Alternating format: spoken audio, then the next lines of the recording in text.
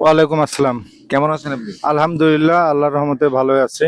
আচ্ছা আঙ্কেল, আসলে বর্তমান নির্বাচনের পরিস্থিতি আপনি কি দেখতেছেন?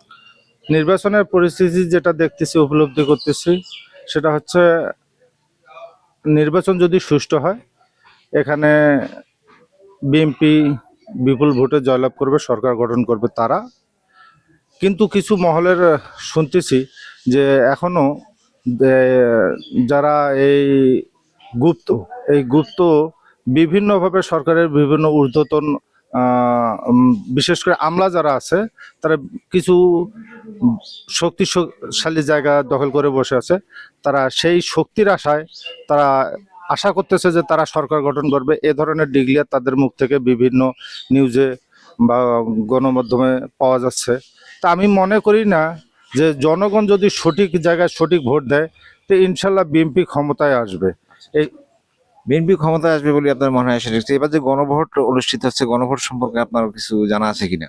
গণভোটের যে আপনার পয়েন্টগুলো আছে, আসলে আমরা পাবলিকরা সঠিকভাবে জানি না। আমাদের সামনে তিনটা নির্দিষ্ট করে পয়েন্ট দিছে, যে পয়েন্টগুলোর ওপর আমরা যদি বিশ্লেষণ করি, তাহলে দেখা যাচ্ছে যে আমাদের ভোটটা নার পক্ষেই যাওয়া উচিত। কারণ 24কে বহাল করতে গিয়ে আপনার 71কে বাতিল করা হচ্ছে।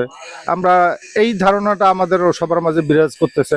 আসলে জনগণের সচেতনতার জন্য বাকি যে পয়েন্টগুলো আছে সবগুলো সরকারের উচিত ছিল জনগণের সামনে তুলে ধরা। তাহলে আমরা প্রকৃত জিনিসটা বুঝতে পারতাম যে হাঁটা ভালো হবে না, নাটা ভালো হবে। কিন্তু অর্থাৎ আপনি বলতে চাচ্ছেন যে গণভোট, এই ত্রয়োদশ জাতীয় সংসদ নির্বাচনের সঙ্গে যে গণভোট অনুষ্ঠিত হচ্ছে, তার মধ্যে গণভোট রাষ্ট্রীয় কাঠামোর সংস্কারের যে বিষয়গুলো এখানে আছে সবগুলো জনগণের সামনে তুলে ধরা উচিত ছিল। হ্যাঁ, তো অবশ্যই।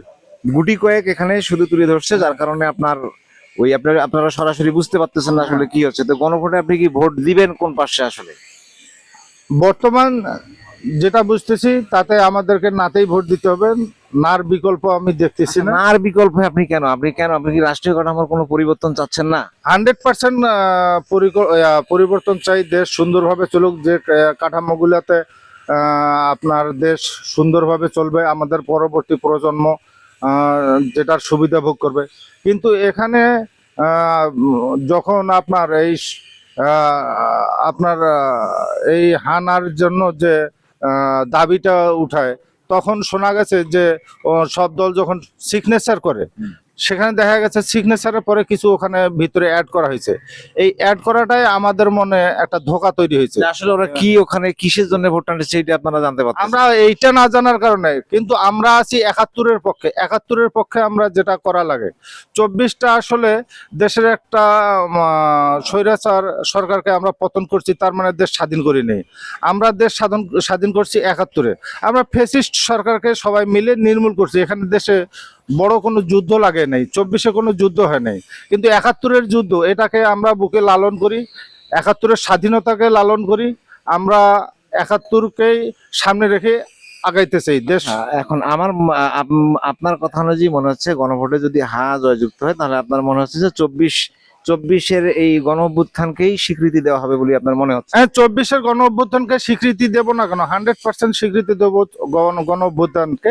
কিন্তু 71-কে মাইনাস কিন্তু করে। আপনার কাছে এটা কেন মনে হচ্ছে 71 বাতিল হয়ে যাচ্ছে এই গণভোটে হ্যাঁ জয়যুক্ত হলে? কেন? আমার সন্দেহ হচ্ছে, কারণ হচ্ছে এখানে বেশ কিছু পয়েন্ট আছে। বিসমিল্লাহ নাকি থাকবে না, নাকি আসলে বিষয় না, এটা আপনাকে জানতে হবে। আমরা তো এখনো জানি না। আমরা পাবলিক, আমরা কাজে ব্যস্ত থাকি, বিভিন্ন কাজে।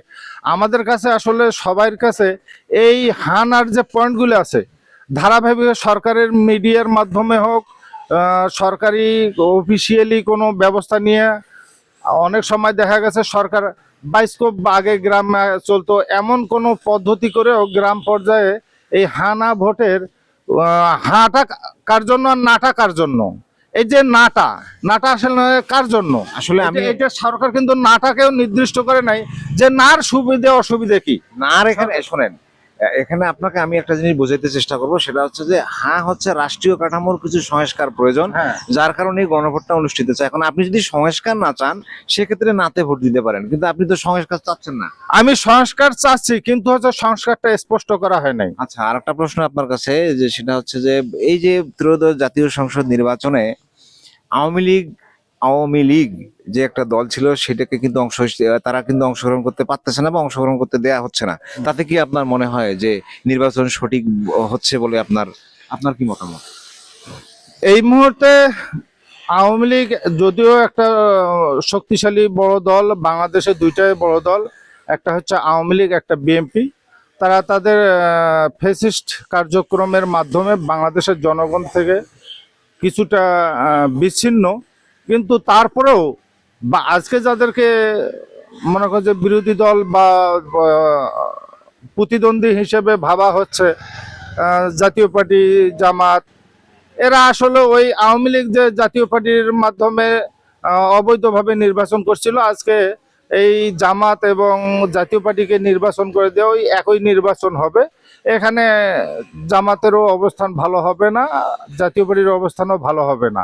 আমি মনে করি যদি আওয়ামী লীগ সংশোধন করে আবার এই দেশে নির্বাচন করার সুযোগ পেত, তাহলে দেশে একটা স্থিতিশীল বজায় থাকতো। আমি মনে করি সামনে আওয়ামী লীগ বাংলাদেশে প্রত্যাবর্তন করুক এবং তারা নিজেদেরকে দলকে সংশোধন করে বাংলাদেশের রাষ্ট্রীয় কাঠামো নির্মাণে তারা অংশগ্রহণ করুক। আচ্ছা, আপনাকে অসংখ্য ধন্যবাদ আমাদের এই সাক্ষাৎকার দেওয়ার জন্য। ভালো থাকবেন। আসসালামু আলাইকুম।